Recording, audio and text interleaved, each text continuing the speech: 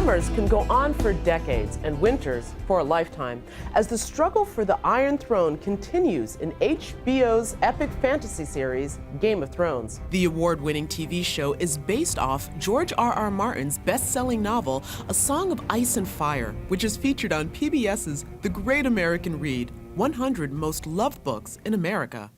Even though this popular fantasy world may be fiction, the central themes faced by its characters feel all too real. So here to explore how one of America's favorite novels about other worlds reflects our own world is co-host of Talk the Thrones, the executive editor for pop culture and sports website, The Ringer, Mallory Rubin. Mallory, welcome to the program. Hello, thank you so much for having me. It's great to be here. So first, very quickly, I do want you to sort of explain what is Talk the Thrones and what is The Ringer? Like, what is it that you do that makes you such an expert on Game of Thrones? Oh boy, how long do we have? I like to evangelize for The Ringer whenever I can. Very quickly, The Ringer is a sports, pop culture, tech, national affairs, general interest website that covers really everything as long as we think it's interesting and think it matters. We have a podcast and video presence as well, and Talk the Thrones was and is our Game of Thrones after show. Can you sort of condense, and I know there's so many different story threads, but can you condense what the show is about? Well, it is sort of by its very nature almost impossible to condense. The story itself, it is a sprawling, I would say at times almost uncontainable epic that uses fantasy elements like dragons, White Walkers, warging to tap into what are ultimately the most human and universal themes and questions in all of life. Things like power, legacy, family, courage, choice. For so many of these either movies or television series that are based on a book, there's always going to be some things that don't translate to the screen that you're missing from the book. So as an expert on all things Game of Thrones, what would you say are some of the parts of the show or factors of the show that are really better explained in the book? It's a good question. You know, the answer has sort of changed each year as the show has evolved and advanced and the books have remained stagnant. We're now 67 episodes into the television program. The last novel came out in 2011. A lot has changed since then.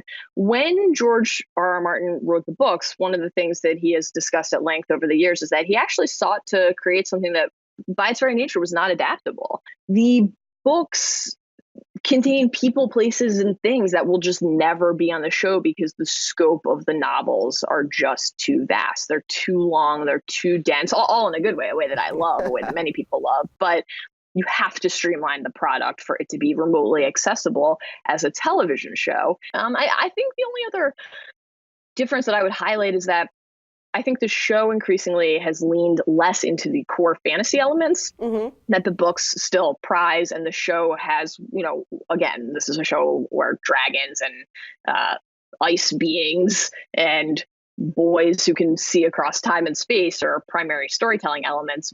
But increasingly, it's more about interpersonal drama and the politics of it. Well, one of the things I definitely am finding with all of these discussions is that nothing exists in a vacuum. And so whatever the issues are of the day, of the moment that a show or a movie is being created in, it creeps into the production. Are there aspects of our current cultural zeitgeist that creep into the show, either be it sexism or classism or what have you? You know, yeah, I think the answer is broadly yes, all of the above.